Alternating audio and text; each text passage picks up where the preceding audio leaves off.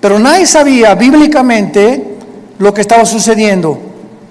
Me puse a orar e inmediatamente comencé a tratar de recopilar la información que yo podía reunir para dar una conferencia al otro día, un reportaje especial para que pudiéramos los cristianos principalmente darnos cuenta que los Estados Unidos de Norteamérica no aparecen en la Biblia, y lo venimos diciendo desde hace muchos años. Los Estados Unidos de Norteamérica, que tuvieron la supremacía política, militar y económica desde 1945, y que por más de 70 años jugaron el papel de policía, porque durante muchos años Estados Unidos estuvieron disque vigilando que no hubiera dictaduras o ayudar a las naciones que eran ocupadas por dictadores, luchar contra el terrorismo, como se inició desde el ataque a las Torres Gemelas. El presidente George Bush lanzó un ataque contra 3 naciones que fueron Irán, Irak y Afganistán, porque Afganistán había sido el nido o la cueva de un grupo llamado Al-Qaeda, donde posteriormente capturaron ahí en Islamabad al famoso líder Osama Bin Laden.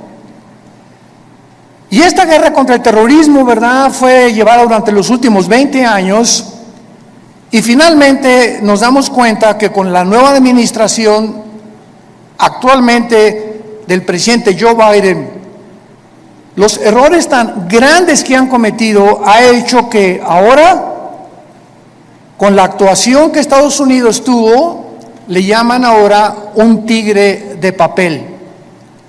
Estados Unidos ya no es la nación que era. Ahora China ya sabe que puede invadir Taiwán.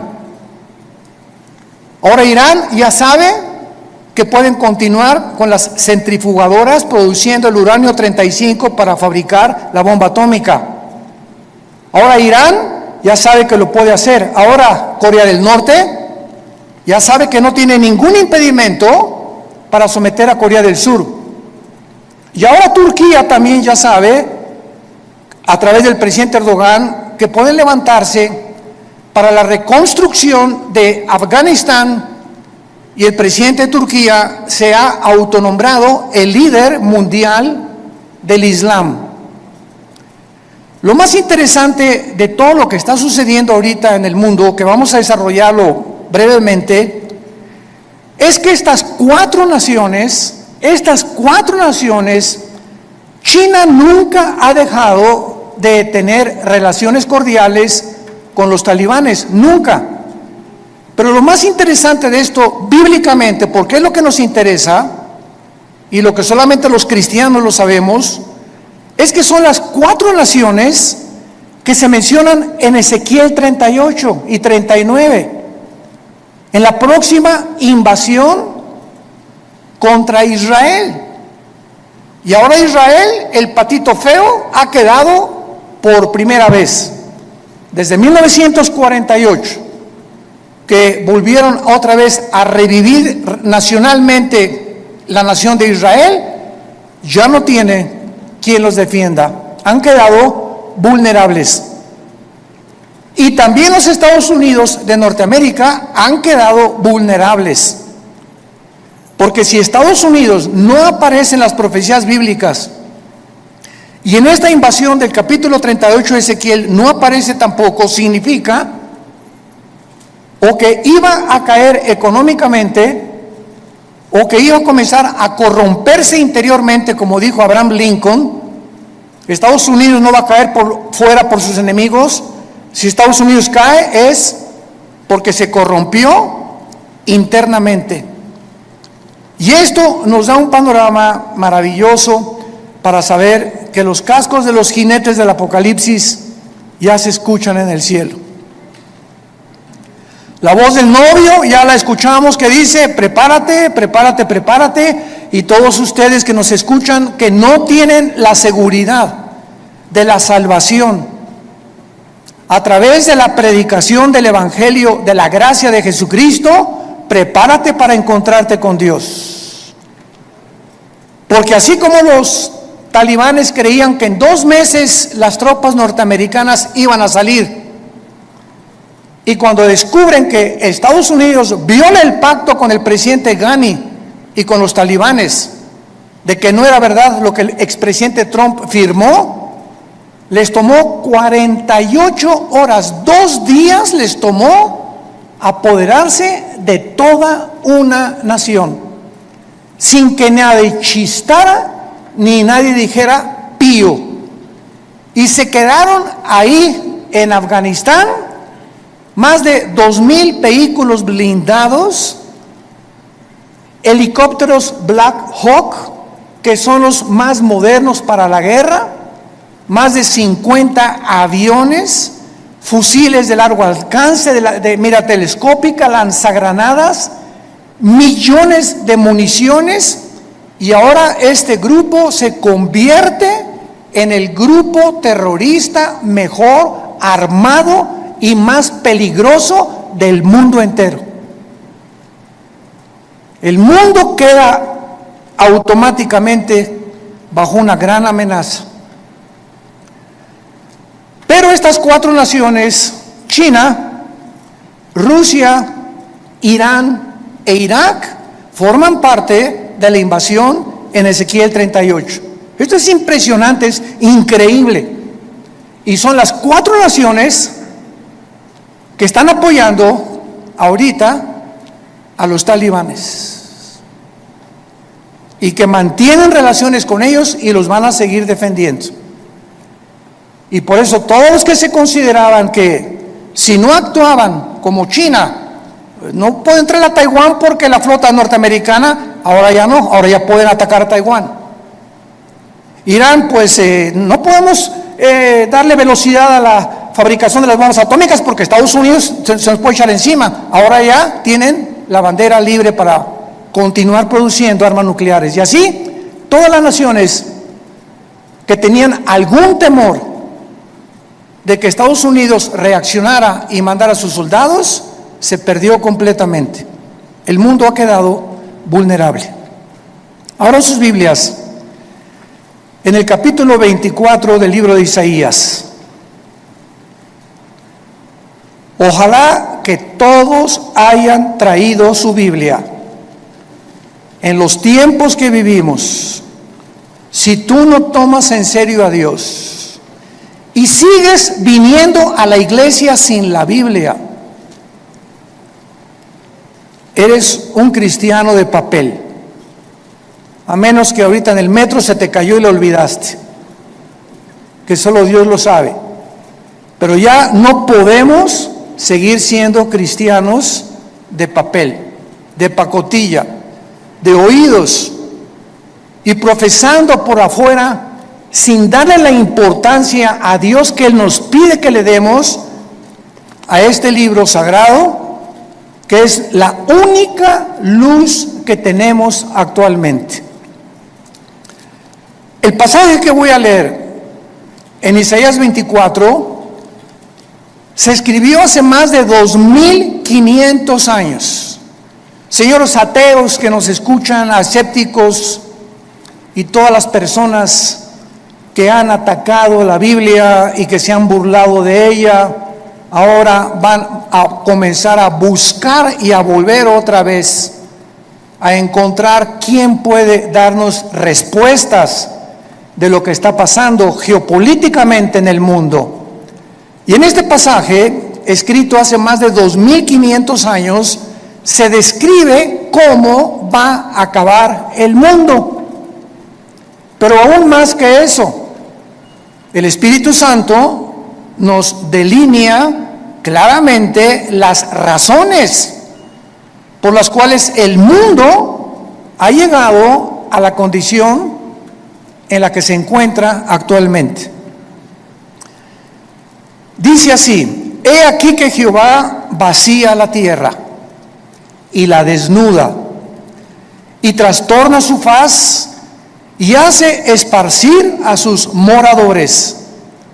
Y sucederá así como al pueblo, también al sacerdote, como al siervo, así a su amo, como a la criada, a su ama, como al que compra, al que vende, como al que presta, al que toma prestado, como al que da al logro, así al que lo recibe. La tierra será enteramente vaciada, completamente saqueada, porque Jehová ha pronunciado esta palabra. Se destruyó, cayó la tierra, enfermó. Cayó el mundo, enfermaron los altos pueblos de la tierra. Y la tierra se contaminó bajo sus moradores porque, número 1, traspasaron las leyes. Número 2, falsearon el derecho. Y número 3, quebrantaron el pacto sempiterno. Por esta causa, la maldición consumió la tierra y sus moradores fueron asolados. Por esta causa fueron consumidos los habitantes de la tierra y disminuyeron los hombres. Se perdió el vino, enfermó la vid, gimieron todos los que eran alegres de corazón. Cesó el regocijo de los panderos, se acabó el estruendo de los que se alegran, cesó la alegría del arpa. No beberán vino con cantar, la sidra les será amarga a los que la bebieren. Quebrantada está la ciudad por la vanidad, toda casa se ha cerrado, para que no entre nadie.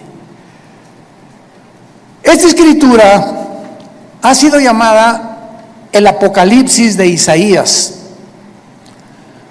porque después de que Isaías profetiza en este libro el juicio contra 11 naciones, el Señor ahora anuncia el juicio final contra el mundo entero.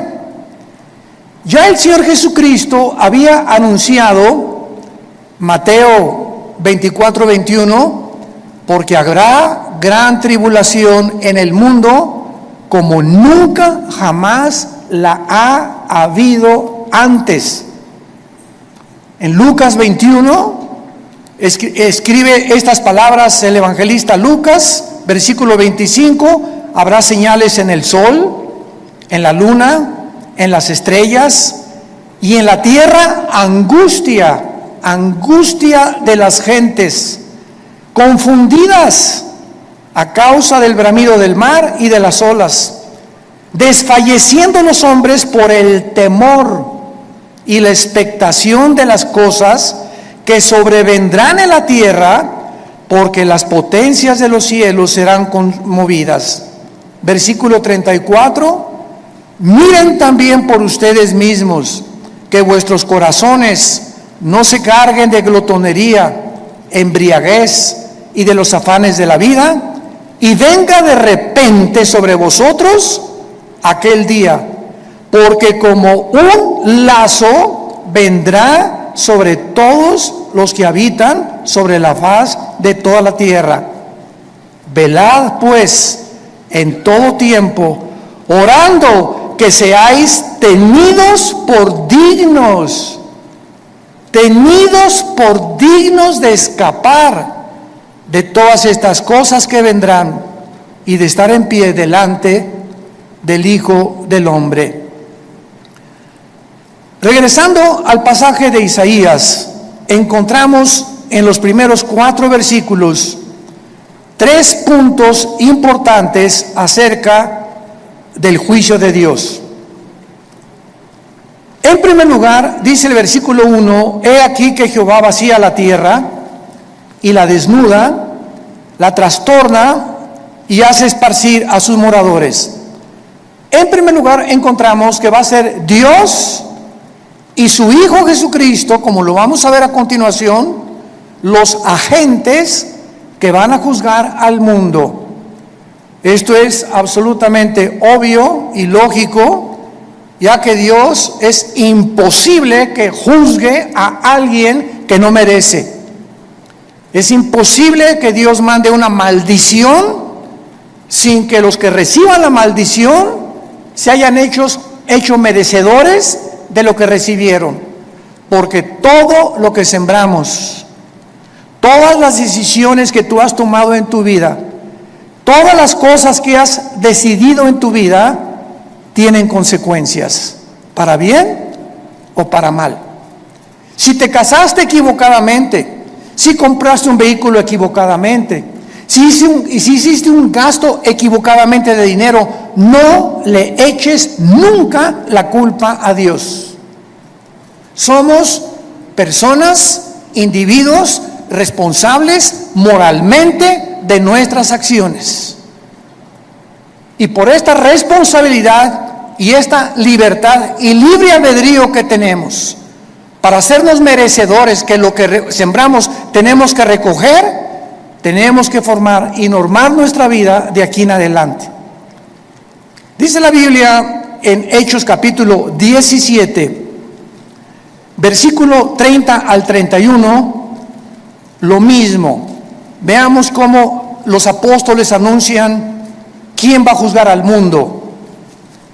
Pero Dios, Hechos 17, versículo 30, pero Dios, habiendo pasado por alto los tiempos de esta ignorancia, ahora manda a todos los hombres en todo lugar que se arrepientan, por cuanto ha establecido un día en el cual juzgará al mundo con justicia por aquel varón, o sea Jesucristo, a quien designó, dando a todos fe por haberle levantado de los muertos.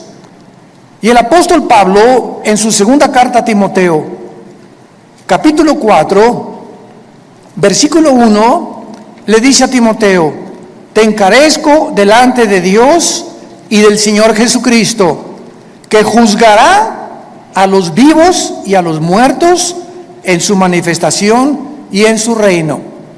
Entonces, lo primero que el Espíritu Santo resalta es que va a ser Dios el Padre y su Hijo Jesucristo los que se van a encargar de juzgarte. Y en ese día, si ahorita tienes excusas de ser como tú eres, en ese día no las tendrás. Y así como estamos viendo con qué rapidez cambió el mundo en 1 año y medio, desde que comenzó esta famosa pandemia, todo ha cambiado. La moral, la conducta, la economía, la política, los medios de salud. En menos de 1 año el mundo ha sido trastornado completamente. En 48 horas un grupo terrorista se enfrenta al ejército más poderoso del mundo y los hace huir. En 48 horas sin disparar una sola bala. Y así está pasando todo en el mundo, nos está agarrando a todos desprevenidos. La semana que entra, ¿qué vamos a escuchar? Mañana, ¿qué vamos a escuchar en las noticias? Y tal vez la próxima noticia para ti es que te quedan 3 días de vida, te queda 1 semana de vida, te queda 1 mes de vida y no lo sabías, ni te lo imaginabas. Dice la Biblia: prepárate para encontrarte con tu Dios. Viene el juicio. Viene el día del juicio al mundo. Tenemos que reaccionar y tenemos que arrebatar del fuego a nuestra familia, a nuestros amigos, y ahora más que nunca tener convicciones. Tenemos que ser cristianos de convicciones. Si tú no tienes convicciones de la santidad y de la forma que debes de vivir, el mundo te va a jalar, porque la presión, como el imán, es más fuerte lo que te jala que lo que te sostiene. Y lo único que nos sostiene es la fe en este libro, es la obediencia a la palabra de Dios. Prepárense para que sean tomados por dignos de escapar todas estas cosas. Regresamos a Isaías, y en el versículo 2 encontramos, en segundo lugar, que será un juicio universal. Sucederá al pueblo como al sacerdote, al siervo como al amo, a la criada como al ama, al que compra, al que vende, o sea, todas las clases sociales, porque Dios no tiene consentidos, ni Dios hace acepción de personas. Dios juzga a indígenas, a ricos, a reyes, a políticos, a educados, a no educados. Dios juzgará a todos los seres humanos salvajes, mayas, tlaxcaltecas, egipcios, babilonios, etcétera, etcétera. Dios juzgará a todos los seres humanos que descendemos desde Adán hasta nuestros días. Dice en Apocalipsis capítulo 20 cómo será este juicio, porque el juicio que estamos hablando no es el juicio a los cristianos. Cuando estamos hablando que Dios juzgará al mundo con justicia, estamos hablando a todos los que le rechazaron.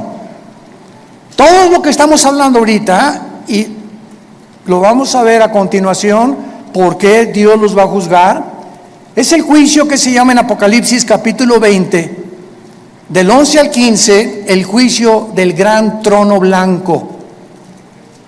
Porque todos nosotros que hemos recibido a Jesucristo, ya hemos sido juzgados en la cruz. Gloria a Dios, aleluya.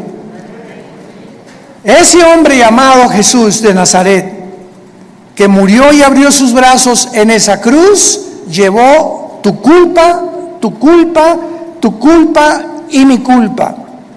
Y lo que tú y yo merecíamos pagar ahora en el día del juicio con el infierno y el lago de fuego, Él en la cruz lo llevó en su cuerpo de carne. El que no conoció pecado, por nosotros se hizo pecado, para que nosotros, pecadores, inmundos, cochinos, sucios, fuésemos hechos la justicia de Dios en Él. Y Dios muestra su amor para con nosotros en que, siendo pecadores y en la condición en la que yo me encontraba, hace 46 años que yo recibí a Cristo, y en la condición en la que tú te encontrabas, así de cochinos y de sucios, sin ninguna esperanza, Dios me dice que me amaba y que me aceptaba si aceptaba yo el sacrificio de su Hijo en la cruz, y que desde ese momento borraba todos mis pecados del pasado, pero como si jamás los hubiera yo cometido. Esto se llama gracia, porque no lo merecíamos. ¿Qué es la gracia? Un favor que no merecemos. Hace algunos años, en la década de los 80s, íbamos cada 15 días a Santa Marta Catitla, a la penitenciaría de los hombres y también a la cárcel de mujeres. En aquel tiempo estaba de jefe de la policía el general Arturo Durazo.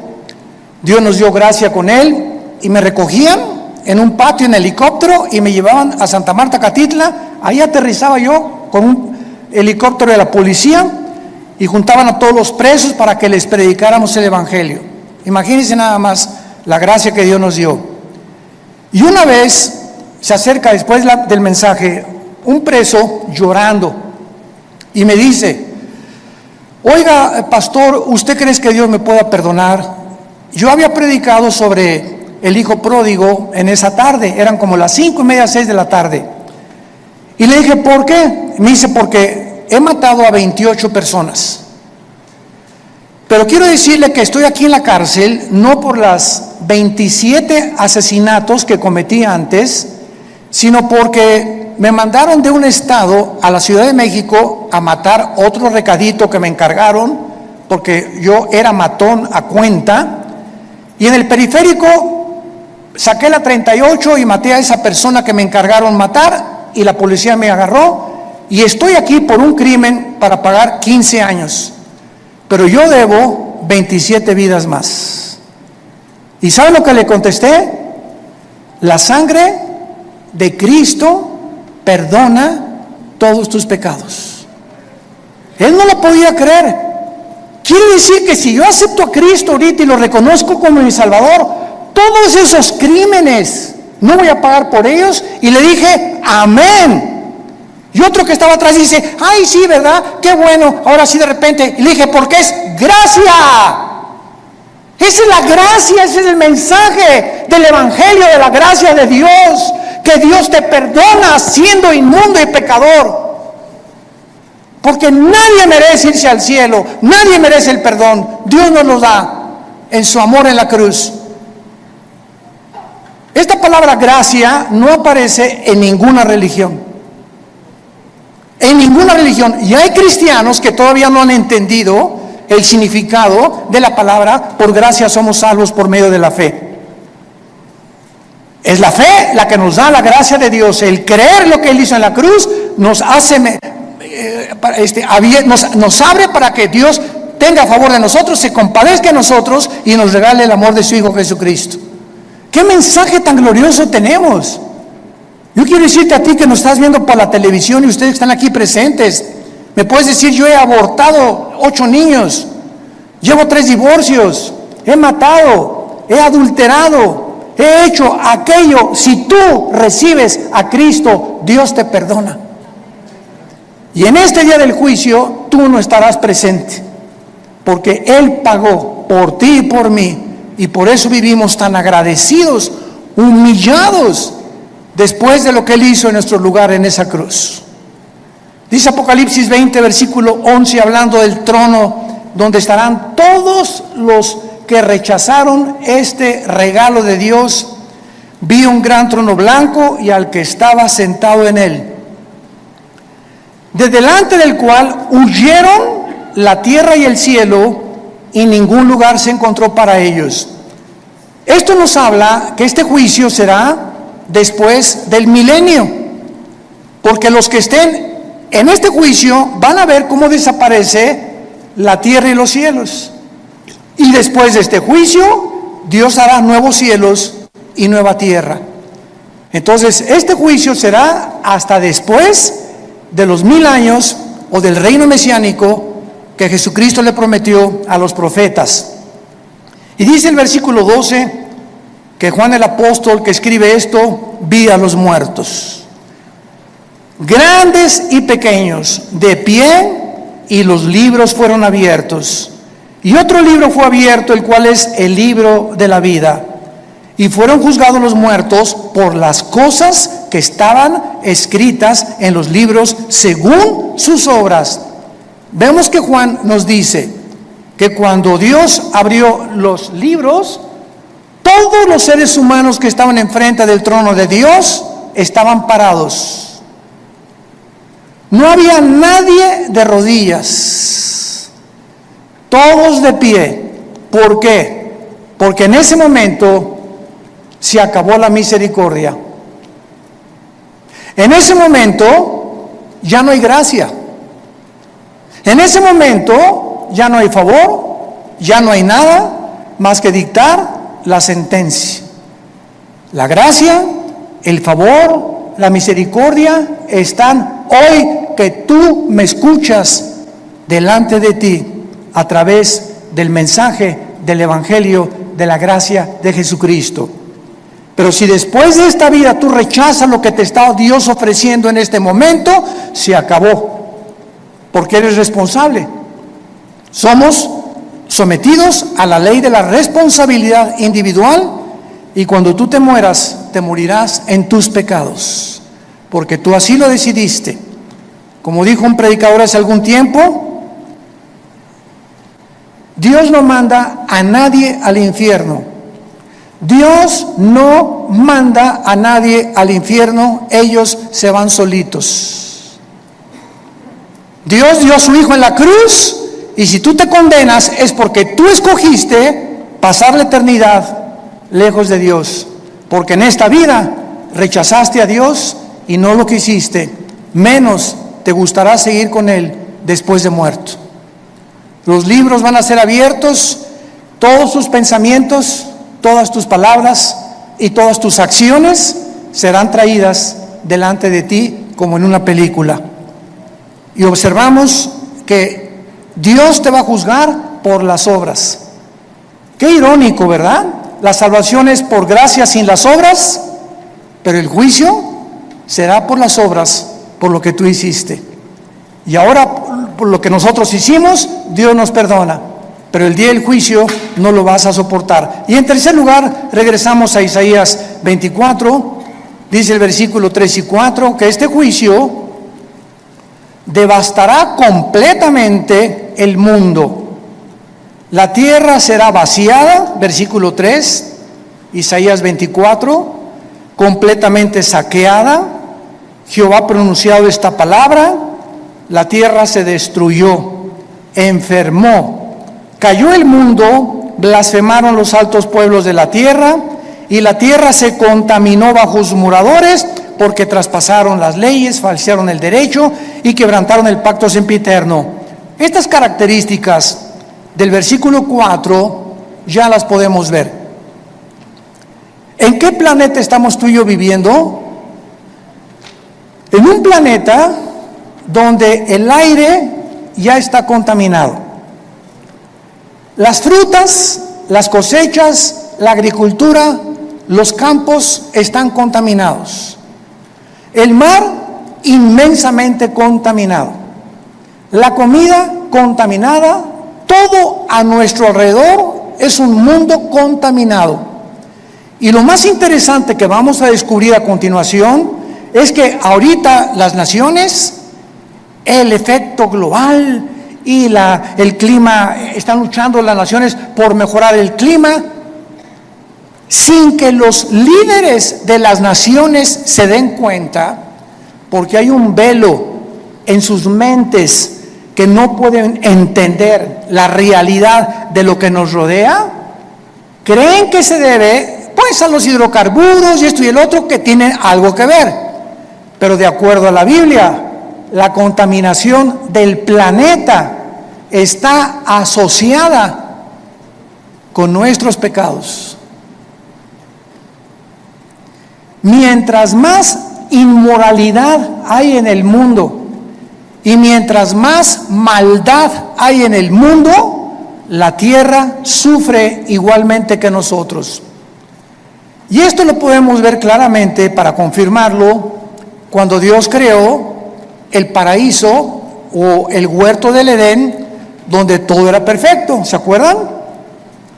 Los leones no mordían, las rosas no tenían espinas, los reptiles no tenían veneno, no había tormentas, no había tsunamis, no había terremotos. Adán y Eva vivían en un mundo perfecto.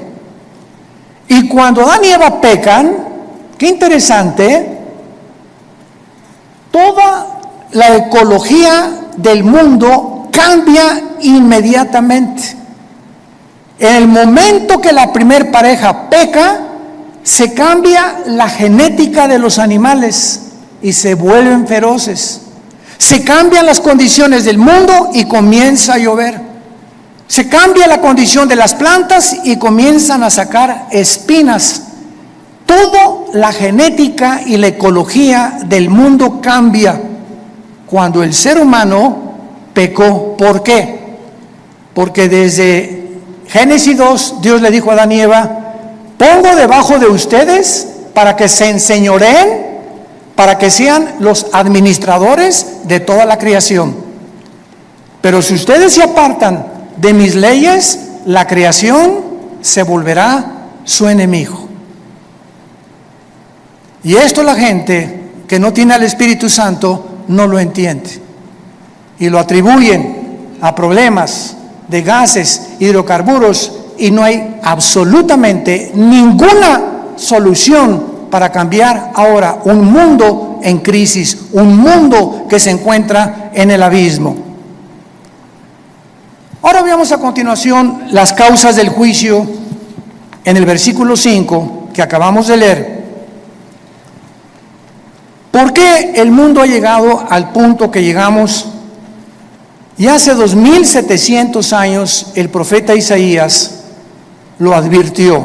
Número 1, la tierra se contaminó bajo sus moradores porque, en primer lugar, falsearon las leyes o falsearon el derecho. Esta palabra es Torah en el hebreo, si te interesa ponerlo, cuando dice falsearon las leyes, falsearon los mandamientos de Dios.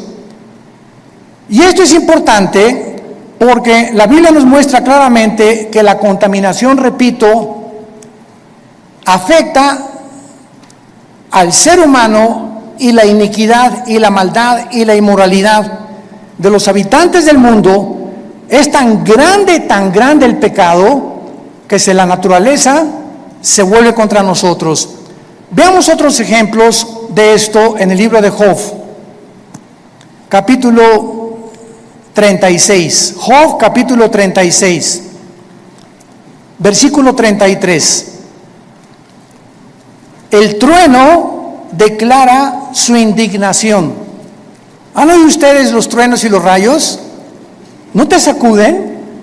Mi esposa cuando truena, a mí me encanta que truene, porque sé que no me va a pasar nada.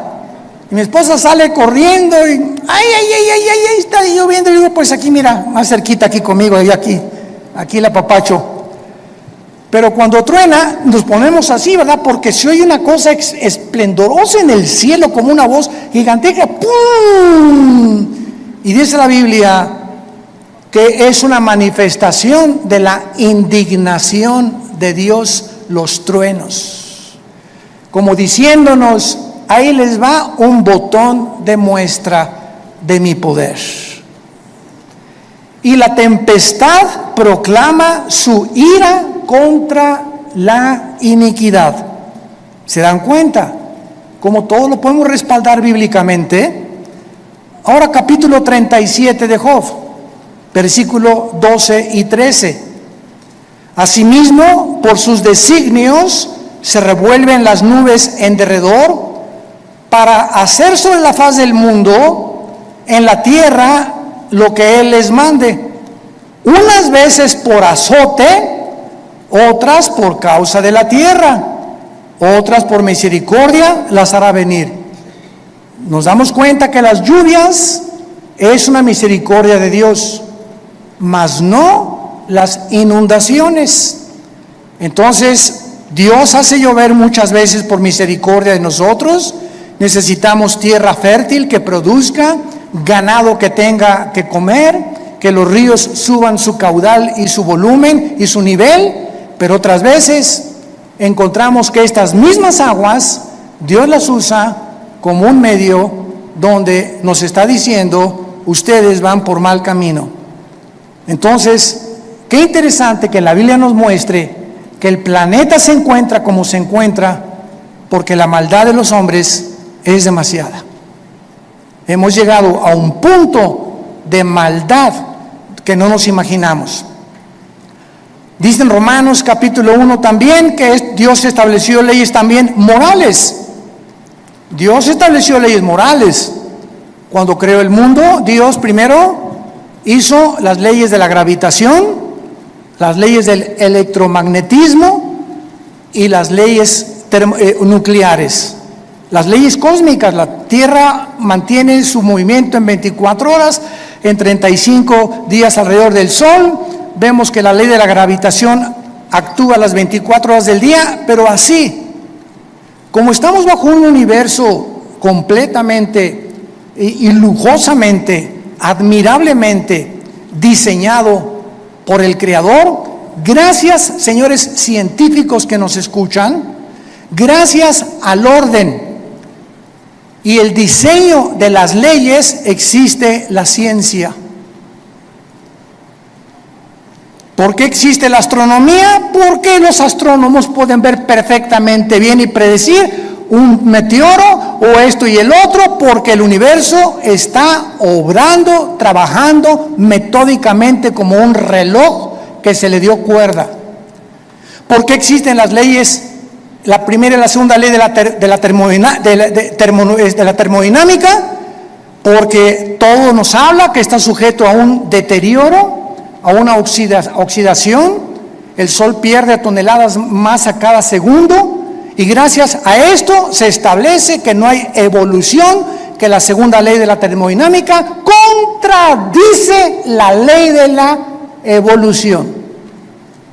En lugar de que estemos evolucionando, vamos de arriba hacia abajo, no vamos mejorando.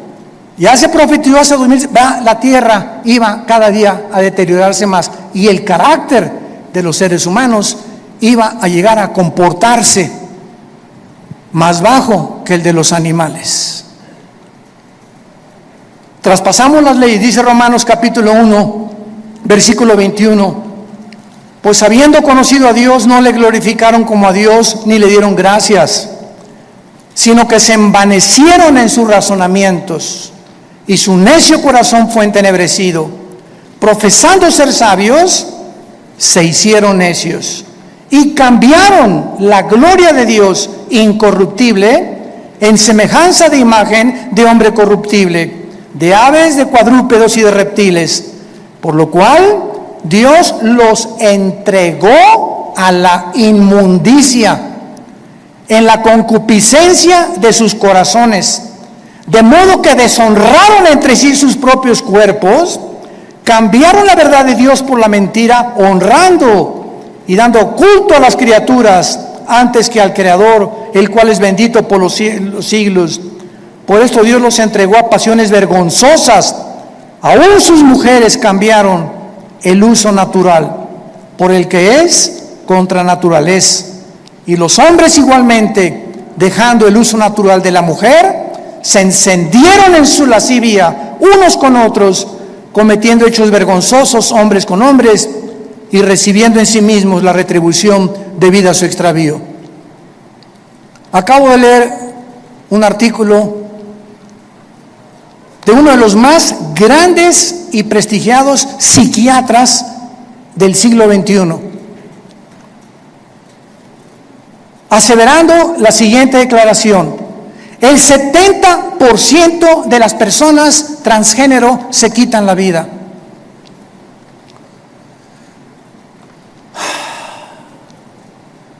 El 70% de las personas que intentaron cambiar la naturaleza con la cual nacimos, le dijeron a Dios: te equivocaste, yo no soy hombre, soy mujer, no soy mujer, soy hombre. Finalmente, cuando hacen la operación y la cirugía para cambiarse el sexo, en su alma son como Dios los creó. Y comienza una lucha interna: ¿soy o no soy? ¿O qué soy? Y la confusión y el conflicto mental llega al grado que prefieren quitarse la vida. Đau chưa? Và ta từng nghĩ là ta có thể được đi cùng em tới hết đoạn đường, rồi bão táp mưa giăng cản lối. Ta nhận cái kết đoạn trường, ta coi em như diễn viên chính, em coi ta như diễn viên hài.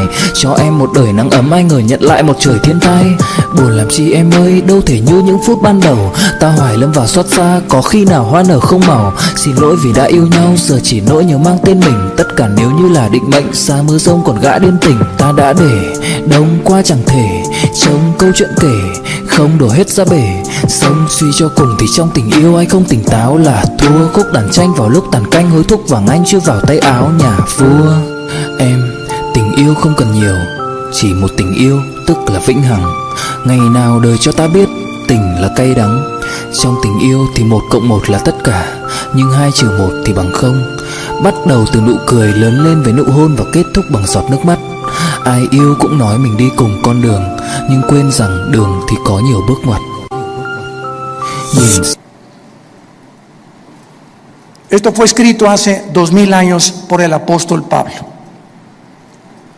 Dejando el uso natural, la biología, las leyes de la naturaleza, no hay más que hombre y mujer. No hay 3 sexos, no hay 4, no hay 5. Eres varón o eres hembra.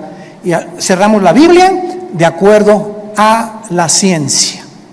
Si tienes 2 cromosomas XX, eres mujer.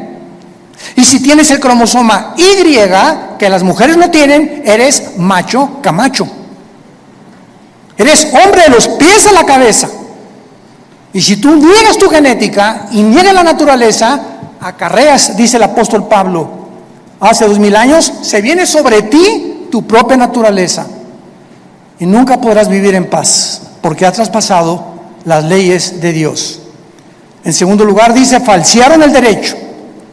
Los gobernantes, los magistrados de justicia que nos escuchan, los jueces federales y civiles, los senadores, los diputados, los dictadores, han pervertido el derecho para gobernar recta, íntegra y honestamente una nación. El expresidente de Afganistán, Ghani, salió huyendo con más de 120 millones de dólares, como todo buen político corrupto. Y si vemos una gangrena, un veneno que está ahorita en las naciones, es precisamente ese, la corrupción. No es el pueblo lo que les interesa, son sus intereses personales. Me voy a llevar lo más que puedo del pastel en el poco tiempo que tengo que ejercer mi derecho, antes de que acabe todo. Y finalmente dice la Biblia, quebrantaron el pacto sempiterno para terminar. Quebrantaron el pacto sempiterno. ¿Cuál es este pacto sempiterno? Veamos el libro de Malaquías, antes de Mateo, para terminar, el último libro de la Biblia, Malaquías capítulo 2, versículo 13, lo que el profeta escribió antes de que iniciara la venida de Jesucristo. Malaquías 2, versículo 13. Y esta vez haréis cubrir el altar de Jehová con lágrimas, de llanto y de clamor. Ya no miraré más a la ofrenda para aceptarla con gusto de tu mano. Me dirás, ¿por qué? Porque ha Jehová atestiguado contra ti y la mujer de tu juventud, contra la cual has sido desleal. Estoy enojado contra ti. ¿Por qué, Señor? Porque no eres fiel a tu esposa. Y vas a llorar y te vas a arrepentir y te vas a jalar los pelos, y si te mueres en esta condición, te condenas eternamente. Porque has sido desleal. Vamos a ver qué significa la palabra en hebreo, desleal. Siendo ella tu compañera y la mujer de tu pacto. ¿Cuál es el pacto que menciona Isaías que acabamos de mencionar? Sempiterno, el primer pacto que Dios estableció antes de cualquier institución humana, de los colegios y de los gobiernos. Se llama el pacto inquebrantable del matrimonio. A los que les interese, la palabra desleal en el hebreo es la palabra bagad, con B de bueno, A de Armando, G de Gárgara, A de Armando, D de David, bagad. Escuchen lo que significa ser desleal. Actuar encubiertamente, hipócritamente, fraudulentamente o secretamente, encubrir, tapar, engañar y decir cosas que no sentimos. Cuando tú te volteas a tu esposa y dices te amo, solo Dios sabe que le estás diciendo que verdaderamente le amas. Y cuando tú dices a tu esposa te amo y atrás de ti tienes tu amante, estás encubriendo, eres un hipócrita, estás falseando completamente y Dios te está escuchando. Y eso Dios lo tiene que castigar.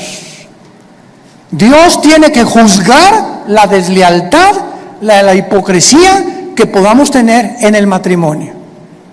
Por eso tenemos estos seminarios cada año con 300, 250 parejas, para que en esos 3 días regresemos a la Biblia, nos arrepintamos, hay una renovación de votos el último día junto a la playa, una cena de gala, y ahí podemos descubrir que, Dios mío, es que yo sentí que ya no la amaba, pero viene el Espíritu Santo y nos da algo sobrenatural que ya habíamos perdido, porque le estamos diciendo a Dios, yo quiero mantener y llegar hasta el fin con mi gordita y con mi gordito, porque de otra manera me estoy engañando. No puedo irme con un amante ni creer que hay una mujer que me satisfaga, que la mujer y la madre que tú me diste para mis hijos.